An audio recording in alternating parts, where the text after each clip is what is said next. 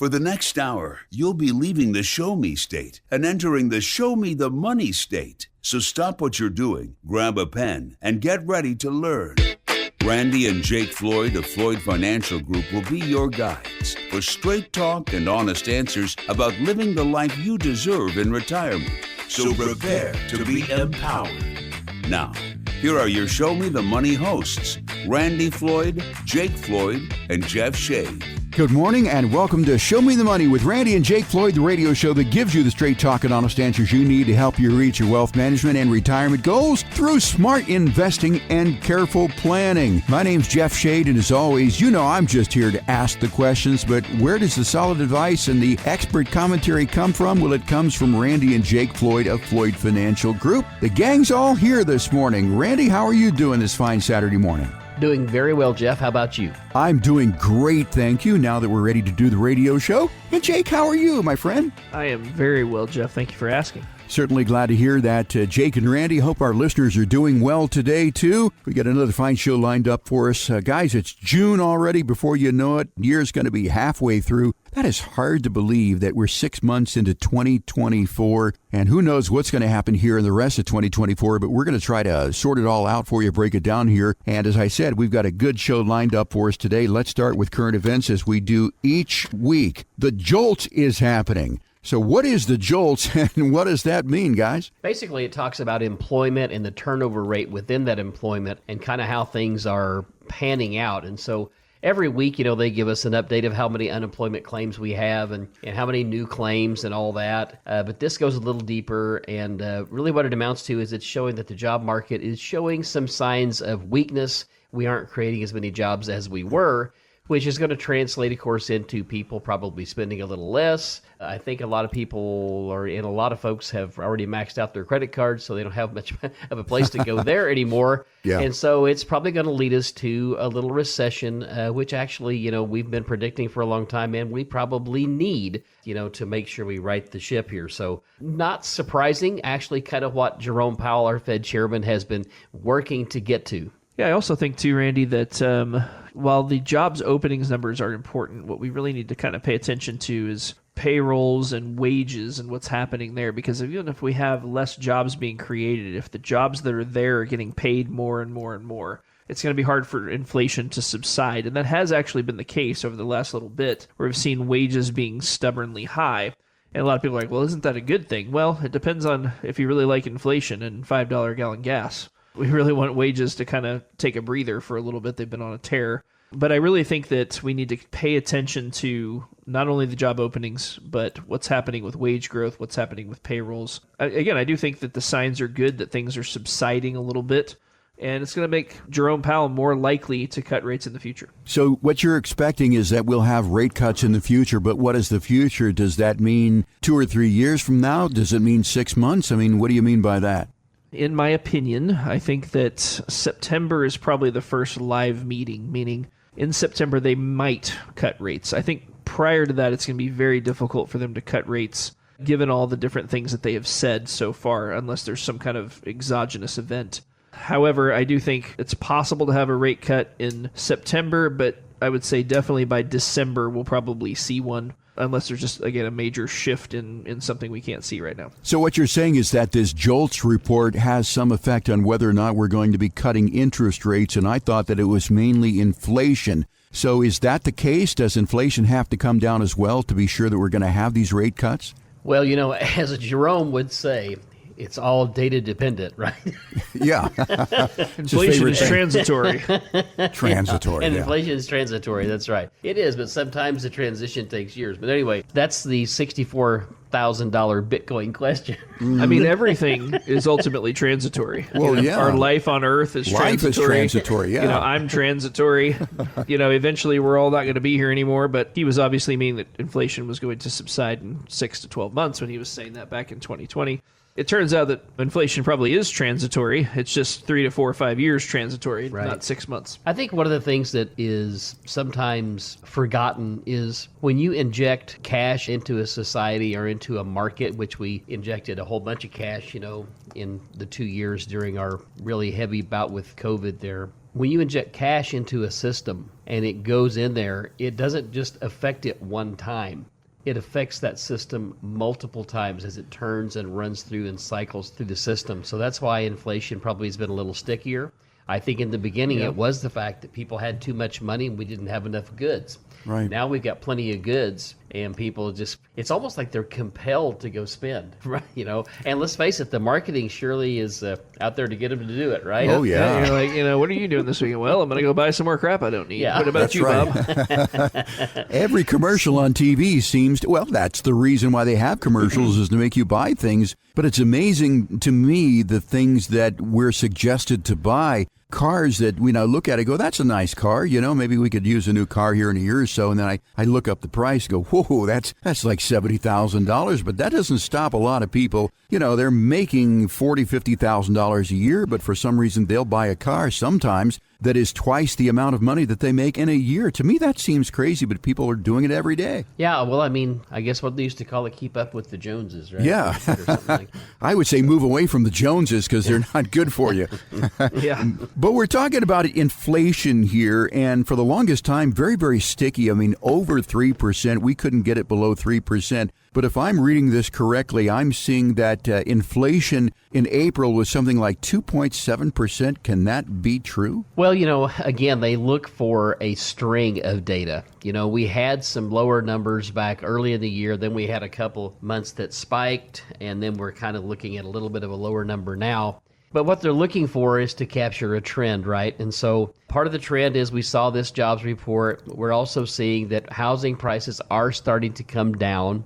We're seeing more job layoffs. And so these are all things that are indicating that probably we could see that inflation will continue to maybe tick down some. I don't know that we're going to get close to 2% here between now and the end of the year, but if we can even solidify some of this at the 2.4%, I would say, or 0.2% per month or 2.4 for the year, I think that's significant progress, and I think we will still probably see a rate cut toward the end of the year. Yeah, we were talking about housing prices. I talked to a realtor just about a week ago, and she was telling me that she had a record number of homes on the market and that people were beginning to be able to negotiate on the prices of those homes. There is some movement in the housing market, but still interest rates for loans are about 7%. What's it going to take for those things to come down and for those people who do want to relocate to be able to do that? So when he does start to lower interest rates, most banks are looking for roughly a 2% spread, I would say, would be about average. Some will do a little less, some will a little more, about a 2% spread between what they can borrow money for from either the Federal Reserve or from their clients on CDs, money markets, and that sort of thing. They're looking for about a 2% spread. So if interest rates at the Fed level go back to 3, we're probably looking at 5. If they go back to 2, which I don't know if that's going to be possible, but let's say that it goes back to 2, we might be looking at some 4% interest rates again. But that's kind of how things work out. And people say, well, how do you know that, or how can we gauge that? Well, if you look back over our shoulder, the 10-year Treasury bill, when it was paying, when those things were selling at 1% and 1.5%, that's why we had 3 and 3.5% interest rates on homes, because they were, again, getting that spread over what they could get from the government or from individual depositors. So as he pushes rates down, we should see that housing interest rates will come down as well. So do you think that 3% as far as an interest rate goes, that is forever and ever not going to happen again? I mean, that is something that just can't happen. Are you saying that more than normal is going to be, 5%? 3%, sub 3%, that was very abnormal. What is normal, I think, is 7%, right? Yeah, historically, if we look back over our shoulder 50, 60 years, it absolutely is closer to 7 than it is to 3, which is kind of what we got hooked on. We often call it, the interest rate crack cocaine that we had for a while there, that everybody got used to. Now, retirement people, people in retirement that used to have CDs back in the 80s and the 90s, where they were getting in the 80s 12% and 7, 8, and 9% even in some of the years in the 90s. It was hard on them, boy, when those rates were really low, because it was hard to make any money in fixed income. And, of course, that pushed the market up. Now that fixed income, CDs and things, is quite a bit higher, that's part of what's keeping, I think, the market a little bit muted right now, even though if you look at it year over year, the market's up roughly 30% from where we were then. I really think that as rates go down, it'll force that money back to the stock market. And there's a whole lot of money on the sidelines waiting to go back. And so I would say this, I'm bullish on the future for the next 5 years. I expect pretty good things. Is it going to be a straight up right? Is it going to be perfect? Is it going to be without pain? No, it never is. But I think that for sure over the next 2 to 5 years, I think we're going to be way up. Again, my opinion, I don't have a crystal ball. Well, I do, but it doesn't work. But sorry about that's that. my opinion. That's all right. I know I sent you a crystal ball a couple of years ago, and I'm sorry about that. The thing just never worked. We're talking with Randy and Jake of Floyd Financial Group, and we're talking about the current state of the economy. We've been talking about the jobs market. We're talking about inflation. We mentioned inflation 2.7%, and I think a lot of people think that if inflation goes down, that the price of things are going to go down, but I don't see that happening across the board. As a matter of fact, I just read that grocery store profits are really quite up. They're making some record profits. Yeah, Jeff, and we've kind of talked about this on a couple of past shows, but I think it bears repeating for sure that a lot of companies got behind the 8 ball in the 80s when inflation was really high, and even the mid to late 70s when it was really high. And this time they weren't going to be in that position. And we know for sure that trucking industry right now, that units delivered, what they're hauling up and down the road, sales are down in numbers. However, most companies are making their revenue numbers and squeezing out their profit. And what does that mean? That means that they're getting paid more per unit, profitability-wise, than they've had in the past. There will come a point in time, though, when the American consumer will come up and say, you know what? Company B is now hungry and wanting to have my business, and so they're going to cut their price, and so I'm going to company B. So we will see some probably, I won't say we'll have deflation. We might have in some food supplies and things that are not further processed. I mean, like basic things. But what we will see is a deceleration in price increases coming. And I think we're maybe already starting to see some of that. Now, I think there'll be quite a bit more in the future. Let's say for a bag of chips, I look at it, it's, for the sake of argument, it's $3.79, and it went up to $3.79 from $3.29, maybe $2.99. I don't see that going backwards. We're not paying less for it. Is the grocery store paying less for it? I mean, what does it mean when this inflation goes down? So here's what I will say about that. So again, if you're looking at Frito-Lay and you just want to compare Frito-Lay to Frito-Lay, you may be right. But there will be somebody, let me tell you, if they don't really figure out what they're doing there and keep their marketing really sharp and keep their delivery system where they're getting people to buy right, there will be somebody that will come and take their business. Right. Just like we know Montgomery Ward's and Kmart got their business taken. Honestly, I'm kind of excited to see it happen. And that's good for you. It's good for me. It's good for the economy, and it's ruthless. But self-interest is whole interest, meaning if everybody does, all the companies do what's in their best interest, the consumer benefits, right? Because they fight over price and they bring things down, barring anti-competitive behavior like, big tech. That's what it's supposed to do. That's what free markets are about. And I totally agree with that, Randy. I think you're 100% spot on. If somebody leaves a big enough hole, somebody's going to go, that's interesting. There's some money to be made there. Let's go get it. Yeah, Floyd's Chips next week or something. There you go. I like that idea. Floyd's Chips. Buy that bag, open it up, and it's, 2/3 of the way air. I can't really finish up a conversation about current events without talking about artificial intelligence. It seems that every week it seems to advance more and more. Now I'm seeing that artificial intelligence can clone not only the voices of human beings, but also their image as well. I see ads for artificially created human beings to do training films and that sort of thing. Do you think that artificial intelligence is really a major factor that we should be looking at not only in the long term, but also the short term? Jeff, I think that it's hard to predict the timeline, although a lot of this stuff tends to hit us faster than we expect it to. I would say that artificial intelligence will change literally every single thing that you do or change every product that you consume in some way in the next 10 years.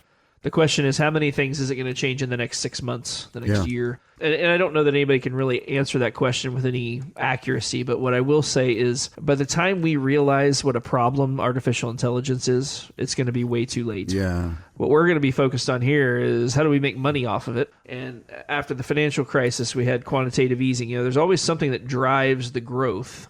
And I really think the next 5 to 10 years is going to be artificial intelligence. Artificial intelligence, I would agree, is going to have a major impact on how we live our lives, and it could be sooner than later. Of course, talking with Randy and Jake of Floyd Financial Group, you enjoyed the conversation today. It is obvious that Randy and Jake have their finger on the pulse of what's happening in the market and the economy, and also your retirement. If you'd like to come in and sit down with us here at Floyd Financial Group and have a nice conversation with Randy and Jake about what the future holds for you, We're offering a no-cost, no-obligation opportunity for you to do that at Floyd Financial Group. In order to get your plan, call 417-889-7233. 417-889-7233. It's not going to cost you a dime. You can make that call this weekend, leave your name, telephone number. Ashley will call you back during the week and set up that appointment for you. 417-889-7233. You can also find out more about us online at floydfinancialgroup.com. Time for a break, gentlemen. We'll be right back with more of Show Me the Money after this here on 104.1 FM KSGF, where Springfield comes to talk. We're back with your financial catch of the day, and it's a big one. Here's more Show Me the Money Radio with your hosts, Randy Floyd, Jake Floyd, and Jeff Shane. Welcome back, everybody. This is Randy and Jake. You're listening to Show Me the Money, and in this segment, we're going to be talking about turning down the volume in retirement. That's right, and I think so many people have the volume up, and what we mean by that is that there's so much information out there on television. It's on the radio. We read it on the internet. We call that the volume, and a lot of people consume this, and they get all excited about it, and they begin to react emotionally to the things that they see and hear. And when it comes to the end of the day, really 99.9% of the things that you hear or you read that is volume you can't do anything about. So I'm going to turn it back over to you guys. What does it mean to turn down the volume, and how will that affect us in our retirement? Well, Jeff, all of us as human beings, we are a bundle of logic and emotion. Now, depending on your particular setup, you're either longer on the logic and more on the emotion, or more on the logic and less on the emotion, or there's several combinations thereof. The common thread I hear is people say, what in the world is going on, and who can I believe and who can I trust? Do you trust Fox News? Do you like CNN? Do you like Morning Joe? Do you like Squawk Box? Where do I get my information? So a couple things I would say. Remember this, that news and getting you to watch is about something that's going to be sensational, that's going to give you a feeling of fear, elation, or some type of emotion they're trying to invoke in you when they put that stuff out there. So most people, when they come to see us about retiring, they really are not looking to be market experts. That's not what they want. That's why they come see us. They want us to take some of that away and help them turn down the volume. So, my wife, I will just tell you, and she'd be fine with me telling you this, she just absolutely hates the news. Right. And the reason is she doesn't like the idea of having to parse through and figure out what's true and what's fake. And here's the thing, most everything that you see out there has a sliver of fact to it. And so therefore, they can go out there and they can say it and they can propagate it. But then they put their spin on it. And so it's really hard for people, unless they are really wanting to get it all over them and get way down in there and realize kind of who's full of crap and who's not. And every one of them on a given day can be partially full of crap. So when you are immersed in this thing, as we are here every day, and we have been for decades now, we know the players and we know the guys the ones that are always never telling the truth, that are just looking to capture a headline. Right. And so what I want to do is tell people, you know what? You can turn down the noise. You can even turn that off if you want to. Now, I'm not saying you need to bury your head in the sand, and I would never recommend anybody do that. What I'm saying is, though, if it really bothers you, that's why you hire people like us, so that we can have your back. And I'm going to talk just briefly about some elements that can help you to turn down the volume, and you don't have to worry every time somebody says something that either maybe you don't completely agree with, or you hear something, he just says that's the gospel truth if it were ever spoken.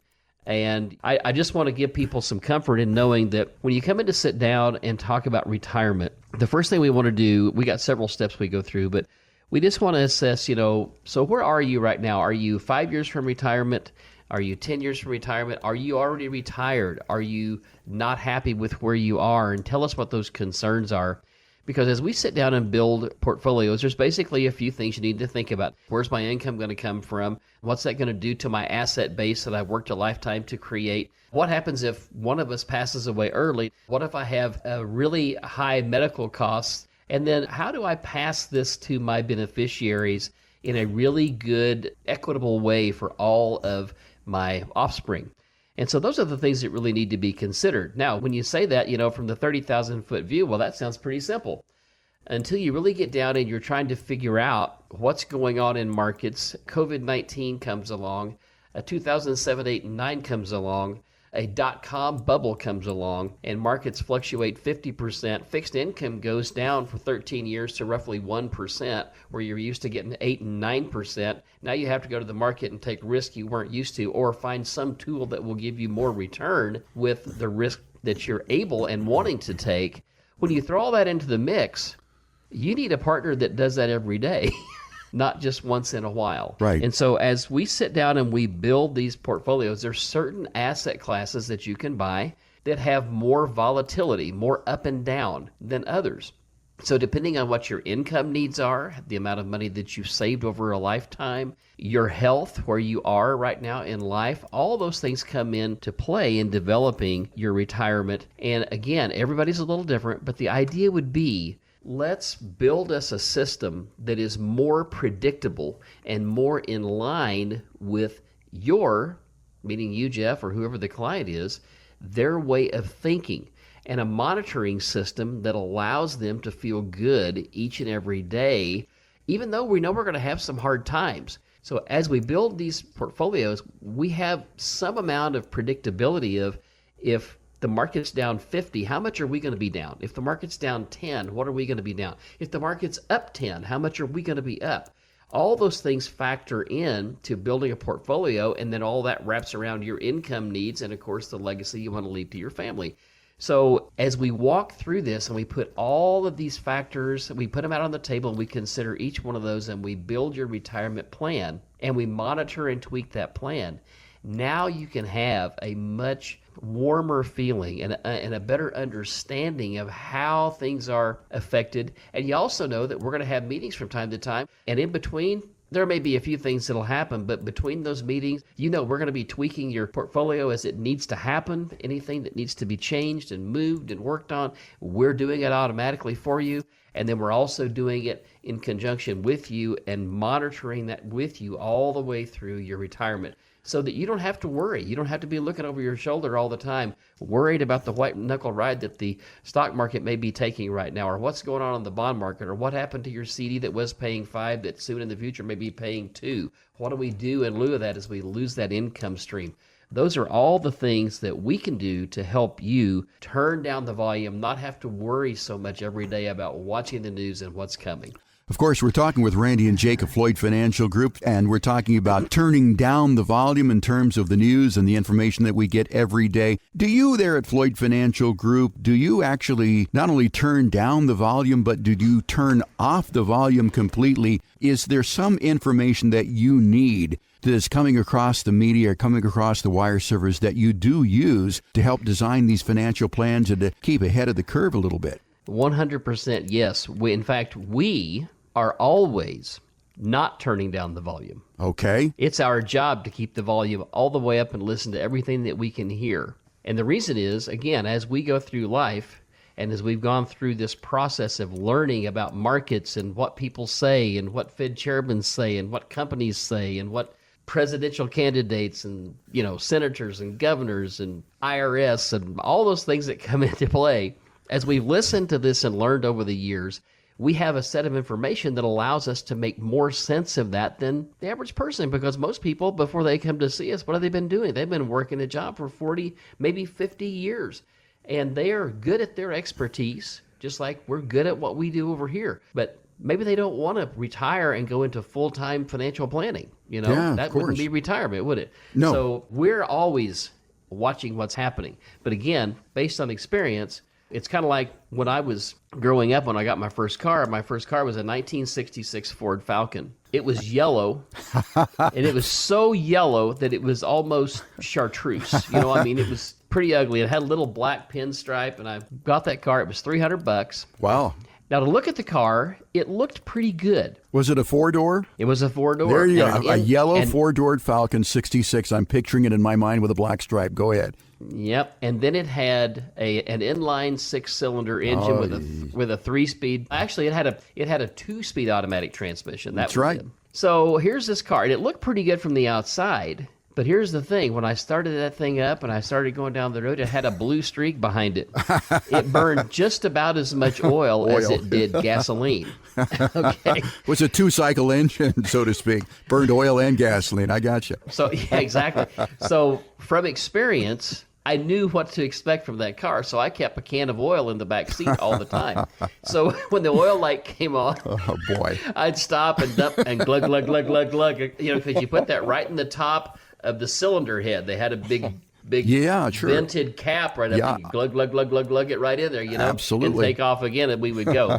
All I'm saying is I knew that vehicle. I'd had some intimate time with that vehicle and knew what to expect. It's funny you had a 66 Falcon. My first was a 66 Chevy Impala, and it was green, and it was four doors. It was a relatively decent car, but I know what you're talking about there, too, is knowing what to expect when you get started on this journey for retirement. So I will say this to our listeners: if you do not know what to expect on your retirement journey, you're in the dark a little bit. You're clouded by what you see in the news. You're looking for somebody who can sort through all the noise and make sense of it. It's Randy and Jake Floyd of Floyd Financial Group. All you've got to do to be in touch with them is call 417-889-7233, 417-889-7233. Request your complimentary, no-cost, no-obligation retirement roadmap. It's not going to cost you a dime. You can make that call this weekend while you're thinking about it. Leave your name and telephone number. Ashley will call you back during the week and set up this conversation. Again, it's a no-tie zone, and there is no judgment whatsoever. So what are you waiting for? We're almost halfway through the year. Why not get on the right path towards a confident retirement?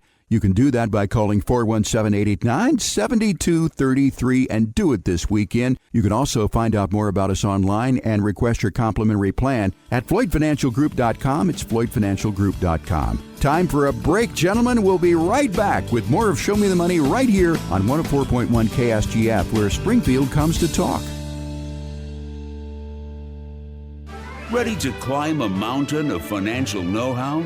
Good, because it's time for more Show Me the Money with your financial Sherpas, Randy and Jake Floyd. Welcome back to Show Me the Money. I'm Jake Floyd. In this segment, we're going to be talking about the commodities craze: oil, gold, copper, cattle, Bitcoin, you name it. That's right. And I didn't know that commodities was such a big thing in a retirement portfolio. When I think of commodities, I always think of things like pork bellies. Now, I know there are not a lot of pig farmers in this part of the country here in Springfield, Missouri, but let's break it down a little bit. As far as commodities go, is this something that's common to have in a portfolio, whether you know it or not? What I mean by that is you can buy commodities directly, or could it be part of, let's say, a mutual fund, that sort of thing? Right. So a lot of times we're not investing in commodities directly, but we're investing in companies. For example, oil companies over the last 2-3 years have done incredibly well after the crash in oil prices in 2020. Let's say XYZ oil company, they produce oil and then they sell that oil, on the market, either through refined products or just raw crude. And let's say that they break even at $30 per barrel. And so at $30 per barrel, let's say the going price for oil is $40 per barrel, right? They have a gross profit margin of 33%. Now let's say the price of oil goes to $100 per barrel. Now they're making $70 a barrel in gross profit. And so because of that, you're totally at the mercy, if you're an oil company, of what oil prices do. The same's true if you mine copper, you mine gold, and that's what your company does. You're at the mercy of what those commodities trade for, and how much you produce has a direct effect on what those commodities trade for. Meaning, if you strike gold, you're a gold miner and you have great finds that year, now you've flooded the market, and so the price of gold actually goes down, which is not necessarily what you want. So controlling the supply of oil, of gold, of copper, cattle, those things are directly affecting the price of those commodities. Okay, so that is oil, which of course translates many times into gasoline. I hear people complaining about the price of gas. Who are we to blame when the price of gas is up, and who should we congratulate when the price is down? You talked about who affects the price of oil. Who really does affect that? Anybody that gets in the way of domestic oil drilling is to blame for almost entirely for this inflation mess that we're in. The price of oil, while it does affect the price of fuel, it affects the price of plastics. It affects the price of just about anything you can imagine, either directly or indirectly. And oil, went from $40 a barrel to $130 a barrel in the first couple years of Biden's term here. And he refused to give it any relief. He refused to drill. Instead, he drew down our strategic petroleum reserve like a total idiot. And it's very shocking to me that people sat around and let him do that. It's there, so if we have World War III, we can continue to operate. Right. He's been slowly refilling it a little bit, but if Trump were to get in here, he's going to drill like there's no tomorrow, and it's going to bring the price of oil down fairly significantly. I think that, if you've been in oil stocks and you've made a lot of money, this could be a place where you might want to start looking to take some profits, because I think that a Trump presidency is starting to look more and more likely every day. Nobody knows for certain what's going to happen, but in the event that happens, it's likely we see oil come back down in the event of a conservative president. I want to talk about each of these commodities one at a time. So that is oil. Let's talk about gold a little bit. Where is gold right now, and where do we see it going in the future? And is it an investment? Yeah, so gold is up a fair amount this year, and it's kind of broken through its psychological $2,000 per ounce level. It was up a little bit higher over the last couple of months. I think right now it's right around 2,300. Mm-hmm. Silver had quite a run, and it's down a fair amount off its run. The thing we need to remember about all commodities is the commodities themselves do not produce anything. Right. They're an inanimate object, and they're not a company that produces profits. And so when we're analyzing those things, it's less about whether it goes up or down, in my opinion, and more about how it affects the global economy, the domestic marketplace, and, just domestic companies in general. And when it comes to gold and silver, there's not a lot of input cost, meaning it doesn't affect things nearly the way that oil does. But if you've owned gold over the last 6 months or so, you've probably been pretty happy. Gold is something that a lot of people get excited about it, but again, it does have liquidity problems. We talked about this before. You're going to be paying somebody when you sell it. You're going to be paying somebody when you buy it. So consider that with gold. I mean, if it makes you feel good, fans of our show know that we've always said at the end of times, I'd rather have bullets and food than I would gold. And you can't shave off a sliver to get gasoline to come and go across the street there. So let's talk about copper now. It seems that if you've got copper wiring or you're building something and you've got a lot of it lying around, you've got to keep that locked up because it is a valuable commodity. Yeah, I actually saw an article where some of the old telecom companies have a huge stockpile of copper wire, and they're trying to liquidate it while the prices are high.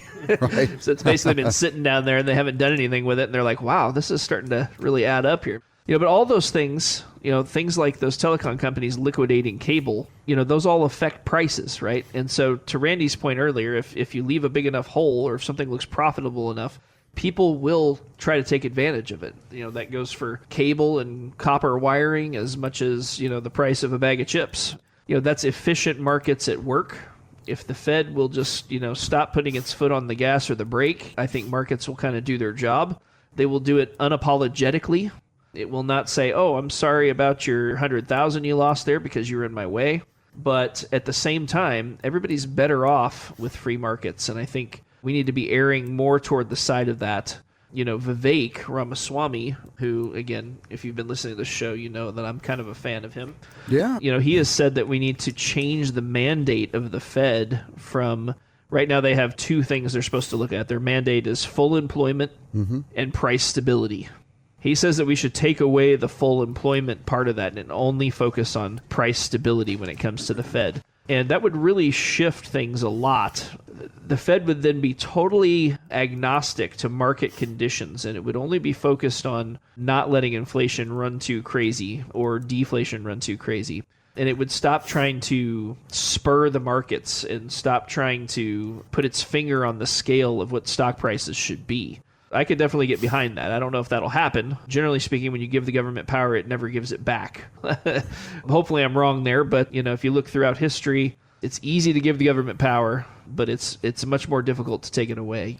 A government big enough to give you everything you want is a government big enough to take everything you have. That's right. And I think we got to be careful with that. But back to the commodities aspect of this, gold, silver, and copper are all directly reflecting inflation and the money supply. And I think as inflation comes back under control, so will the prices of those commodities. All right, so we've talked about oil, gold, copper. Let's talk about cattle as a commodity. Yeah, and so cattle in this area is uniquely important. I'm sure I have at least a few listeners on their tractor right now in the hay, right, getting ready to feed their cattle for the next 3-4 months. Trying to turn that field over while they can, especially while it's not pouring rain and the grass isn't 10 feet high. But our area relies on cattle, and the price of cattle is a very important part of our local economy here. And, I honestly think that as high as cattle prices are, I think they may go higher because of this push toward vegetarianism versus anti-cattle, ESG, all that kind of thing. All that pressure coupled with the price of inputs, meaning, the price of hay. I remember when a big round barrel not long ago was $25. Mm-hmm. And now you're, depending on what you're buying, $100, $110, maybe even as high as $150, depending on what it is. It's very expensive to raise cattle now. And there's some people that are just kind of throwing in the towel. They're like, hey, you know what? I'm done. Or I'm going from 100 head to 20 head to make sure I have what I need for me and my family. But, I'm done with the commercial aspect of this. And again, just as we discussed, supply and demand, the laws of supply and demand would dictate that if we just cut off a bunch of the supply, the price is going to soar. And while prices are high on cattle, I don't know that we've actually seen the full effect of that in the prices, and I think they could go higher. I don't want to end this segment on commodities without talking about Bitcoin. It is very controversial. What have you got to say about Bitcoin in today's economy and basically investing in that? Yeah, so Bitcoin at its core, a lot of people ask me, what is Bitcoin? Why is it not regulated? Why is there no oversight? It's because they can't quite determine what it is. So I would define Bitcoin two ways. So number one, it's a digital commodity. It's not a currency. It's not an investment. But when it comes to Bitcoin, Bitcoin at its core is a play against the established economy, right? It's a boycott of the Federal Reserve and the government controlling the money supply and controlling, every aspect of the economy. Bitcoin cannot be the ledger, the blockchain cannot really be hacked under today's. You can hack people's passwords, right? But you can't hack the actual Bitcoin, the technology underneath. There will also only ever be as many as 21 million Bitcoins. There will never be more than that. There's nobody that can alter it. There's no changing it. And it's speculated that maybe as many as 30% of all the Bitcoin ever mined is already lost to password loss. Talked about that in the past. What they call is burning Bitcoin, or it's forever gone. So you have a decreasing supply of this commodity. So if I have, let's say, $3 trillion worth of Bitcoin, that's what the total market cap of Bitcoin is. But every day somebody loses their password. Every day somebody loses some of that Bitcoin, and the supply comes down and down and down. That would imply that the price of Bitcoin should go up and up and up if it's all worth $3 trillion and there's less of it. So it's a very interesting study. I'm curious to see how long the cryptocurrency craze kind of sticks around. It may be for decades, I don't know. But I would say that while Bitcoin is not going anywhere, what its price should be is total guesswork. There's no real rhyme or reason to say, well, Bitcoin should be worth X. The blockchain is here to stay, and it'll always be worth something. But I would say that it would not shock me after the election if we saw it take a big tear to the upside. But if you're in Bitcoin, if you're in especially some of these other lesser coins, Solana, Cardano, Shiba Inu, Tron, Avalanche, any of these other secondary market type coins, you're just gambling.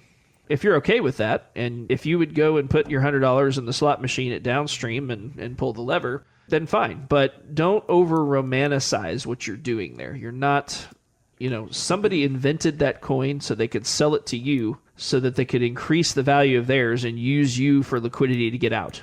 So as long as you understand that, it's a pyramid scheme without being a pyramid scheme. Jake, based on a conversation, I'm sure that our listeners may have some questions about the commodity craze here. And if that is you, you've got questions about oil, gold, copper, cattle, and Bitcoin, I highly encourage you to give us a call here at Floyd Financial Group and request your complimentary Floyd Financial Group financial review. It's not going to cost you a dime, no cost, no obligation, and certainly no judgment. You can get yours this weekend by calling 417-889-7233. I know you've got questions out there. I know you could use some help with your retirement roadmap. So take this opportunity now to get some help with no cost and no obligation. Once again, that telephone number, 417-889-7233. You can make that call this weekend. Just leave your name, telephone number. Ashley will call you back during the week and set up that conversation for you. Again, it's not going to cost you a dime, and there is no obligation whatsoever. So call today, 417-889-7233. You can also request your complimentary consultation and find out more about us online at FloydFinancialGroup.com. It's FloydFinancialGroup.com. Time for a break. Randy and Jake will be right back to wrap it up right here on 104.1 FM KSGF, where Springfield comes to talk. People of the Ozarks, step away from the fishing pole and prepare to be shown the money, because we're back with more straight talk and honest answers with Randy Floyd, Jake Floyd, and Jeff Shea. Welcome back, everybody. This is Randy and Jake. You're listening to Show Me the Money. And in this segment, we're going to be talking about 9 ways for boomers and Gen Xers to test their retirement plan. That's right, Randy. You know, when it comes to making major purchases in life, we often have an opportunity to test out or experience the products that we're buying. Whether it's a new car, a new home, or even a new outfit, we usually have a chance to drive it, walk through it, or try it on before making that decision to buy. And with retirement, we're really buying that as well, too. So let's talk about that. I think that's a pretty good idea, test driving retirement before you actually do it. So I'll leave it off there and let you take it. Yeah, for sure. I mean, for most of us, you know, we're taught, we go to school, we get out, we maybe get married, raise kids, have a job for 40 years, and then we're supposed to retire and know how that works, right? Right. And one thing I will tell you is that most people that come in to see us to retire don't have any experience. Now, there are a few, but for the most part, it's the first time people have done it. So it's kind of a foreign concept. I see this on the faces of people sometimes when they really have decided to pull the trigger, they've retired, and they come in and they say, okay, where's my income going to come from? Well, now we've talked about that in the previous meetings. It really hits home that, I don't have a paycheck for my boss or for a company, right? So starting this deal early and thinking about it and really looking into it is a really good thing. So one of the things I would say, we should always be looking at this anyway, but we should be looking at, so what is our retirement portfolio? What does it look like? How much money do we have, and how's it invested, and is it working the best for me? And in my 401k, if I'm past 59 and a half, do I need to go ahead and move that money out of there and put it someplace where I have potentially more investment options than just maybe the 2025 and the 2030 and the 2035 and 2040 fund that's out there, which is where a lot of the money sits today. That's one of the first things is let's really get an evaluation on that and see where we are and see how that's comparing to overall market returns in other segments and that sort of thing. So number one is to start retirement shopping early. We'll try to get to all 90 of these, Randy, but start shopping early. Number two is try living on what's likely to be your fixed retirement income. Yeah, and so this is one that people need help with a lot of times is because, you know, you can hear anything, right? So the general question that sometimes I'll ask people, so what do you think the average return of the S&P 500 was for the last 50 years? Well, they'll come up with ideas of 12, 15%, 8%, 4%. Some say I have no idea. And so it's really hard for a person if they haven't really studied it and looked at it. There's a further analyzation we need to do other than just what the return is.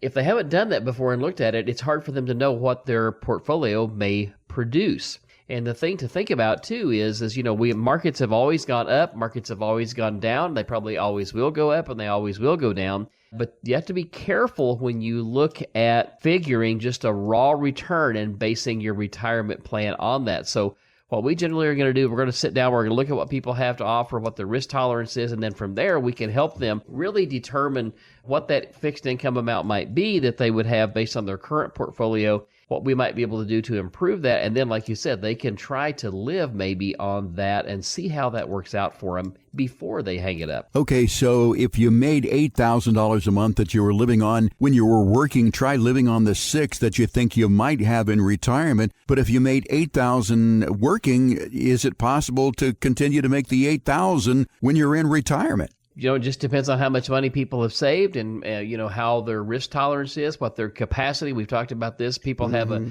capacity for risk based on actual numbers. And then they also have the tolerance for risk based on the emotional side of things. So we have to look at those two things before we can really make a determination. On this retirement income, we're not saying that you have to take a pay cut in retirement. You may not have to. In fact, most people really don't want to take a pay cut in retirement because they've kind of gotten used to what they're living on there. But it is important that you do look at your budget and you do figure out, based on what you're wanting to do in retirement, what it's actually going to cost you, and then we'll see if we can get you to that budget level. Okay, so number 3, I'm going to spill the beans here. If you're planning on aging in place, spend more time at home. I have a couple of people, and the guy says, yeah, my wife loves it when I go to play golf. Yeah, so maybe you're not going to stay at home all the time. You're going to play golf. But later on, you may spend more time at home, and that may pose a problem with a spouse. Right. Need to see how that works out and how you feel about that. So that's number 3. If you're planning to age in place, spend more time at home. Give it a try. I think it's going to be a little harder than you think. Number 4, connect with groups or other people involved in the hobbies and pastimes that you plan to pursue in retirement. For you, Randy, it's going to be bike riding and, physical activity. What's great is, my wife and I enjoy a lot of things together, but we also do things, separately. And it is important, though, and there's been lots of studies done that people that are involved and connected with groups, whether it be from church or just civic organizations or volunteer groups and that sort of things, or, hobbies, or people that like to do triathlons, people that like to, whatever it may be, they tend to live more fulfilled and longer lives. So that's one of the things that I think it's really important that people stay active. We have seen both sides of that. Those that tend to stay active and keep going tend to keep going, and those that don't tend to stop. A body in motion stays in motion. Number 5, travel to different destinations to get a sense of what retirement living there might be like, and live as you might live every day, not as if you were on a luxury vacation. So, if you're planning to go to Costa Rica, maybe you go to Costa Rica, stay there for a couple of months. But I think most people are not planning to retire outside of the country. If you are planning to move, maybe you go on a regular vacation, not a luxury vacation, to this new destination. What do you think about that? Yeah, I think if you're one of those people that, says, well, if Trump wins, I'm leaving the country, I think you better get ready and you better scout some locations. I'm just kidding. I do think that, if you're planning to move out of this area, I think it's definitely a good idea to visit that area before you get there. People that have lived here their whole lives are often shocked by what the rest of the country and certainly the rest of the world is like. They're coming back. And you definitely don't want to make a move like that if you don't know where you're moving to. Yeah, I've got a friend who thought about living in Hawaii, and he went there and he stayed for a month in Hawaii, and he said, I think I'm going to visit this. There's no place like home. But if you are planning to go someplace else, maybe you want to move down close to Branson or someplace, go there, spend a couple of weeks or maybe 3 weeks or a month doing that, but don't make it a luxury vacation. Make it so that you're living everyday life to see what it's going to be like. Number 6, rent a home where you think that you might want to live. And I think that, if you want to move someplace else, maybe you do rent a home for a year or so to decide whether or not you want to do that. Next one is going to be considering a 50-plus community and arrange an extended stay. What do you think about a 50-plus community, Randy and Jake? I mean, for me to be around older people, even though I'm older, may not be the thing that I want to do, because I'm going to be just like them. I'm going to be playing shuffleboard and, putting tennis balls in the bottom of my walker. It's funny. I was playing golf with this guy the other day, and he said, and he was making this comment. He said, this old guy over there. He said he was doing this old guy. And I said, you realize that we resemble that remark, right? Yeah, right. He said, but anyway, the 50, 55 plus communities, my wife and I moved a few years ago. We sold a house and we were going to maybe build a house, and we had considered where we wanted to be and all that. And we really couldn't find the setup that we wanted. And so we ended up putting our stuff in storage and moving into a 55 and up community for about a year. And I have to tell you, just us, not that anybody else would be this way, we hated it. I would think the same thing too. I mean, even though we're technically older, Randy, you and me, we don't act that way. And I think we should be around, younger, more vibrant people. But, there is a place for 55 plus communities. Absolutely. Absolutely. There's nothing wrong with it if you like that. It was just that there were just certain things that we just couldn't get used to, like schlepping the groceries in just made us mad almost. Yeah. Or eating dinner at 4:30, it's one of those things. Just doesn't work for everybody. But, test drive it. There's some very nice ones around. I'll give you that. They're very, very nice. Sure. So. Next one is plan to work a gig job or a volunteer and try one out on the weekends. What do you think about volunteering on the weekends? Or I don't know what a gig job would be, but nevertheless, what do you think about that concept? Yeah, so I think that, there's a lot of people that do that, especially if they need to bridge the gap a little bit early on for an early retirement. A gig or a volunteer thing, kind of helps keep them out of the house, but a gig job gives them a little bit extra money, or maybe they want to work just part-time for the company, and many times they work for the company they left part-time. Right. We're seeing more and more of that happen. So I think that's definitely something that people should consider to, in other words, keep their continuity with the people that they know and that sort of thing, keeps them active and vibrant and going. But yeah, I think that's a good thing to consider.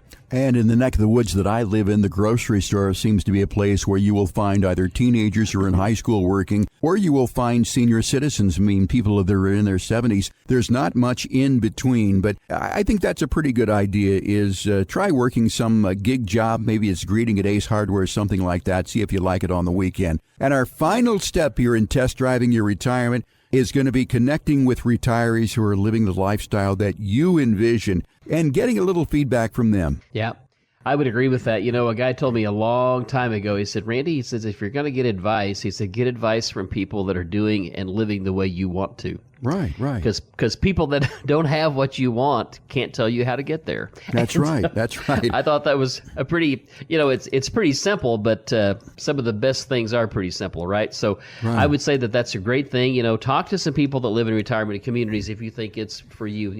If you want to live on a golf course, talk to some people that have done that. If you want to live on the lake, talk to some people that have that. If you want a lake house, talk about that, to people that have them. We're more and more finding out that we have people that have had a lake house and they decided they didn't really want a lake house because now they go down and they rent an Airbnb on a different lake 4 times a year rather than going to the same one over and over, having to insure it and maintain it. So lots of different things to consider. Talking about ways to test drive your retirement with Randy and Jake Floyd at Floyd Financial Group. I'll run down the list here real quick for you in case you missed the first part of our program. Start retirement shopping early. Number 2, try living on what likely might be your fixed retirement income. Number 3, if you're planning to age in place, spend more time at home. Number 4, connect with groups or other people involved in the hobbies and pastimes that you plan to pursue. Number 5, travel to different destinations to get a sense of what retirement living there might be like. Number 6, rent a home where you think you might wish to live. 7, consider a 50-plus community. 8, plan to work a gig job or volunteer on the weekends. And number 9, connect with retirees who are living the lifestyle that you want to live.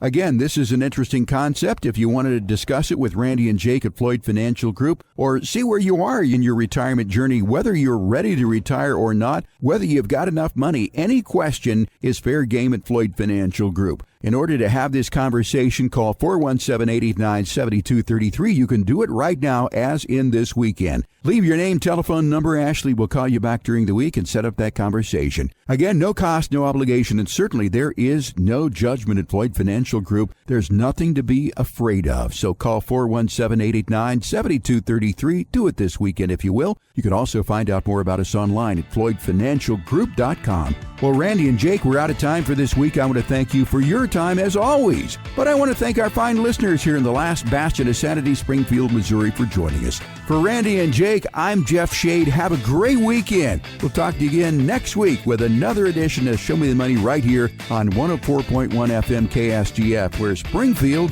comes to talk. The information provided in the preceding program is for educational purposes only and are not intended as investment advice for any individual or entity. All information contained herein believed to be from reliable sources. However, we make no representations as to its completeness or accuracy. The opinions expressed are subject to change without notice and do not constitute financial, legal, or tax advice. Please consult your financial professional before executing any financial strategy.